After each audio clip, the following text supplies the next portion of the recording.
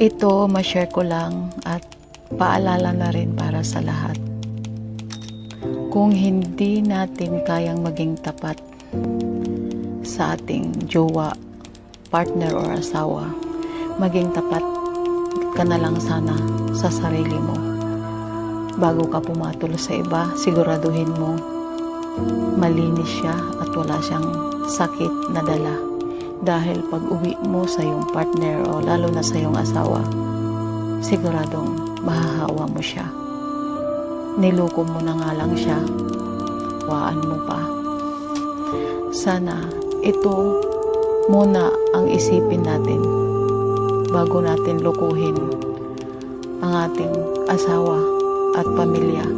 Dahil pagdating ng time na magkasakit na, lahat tayo mamomroblema.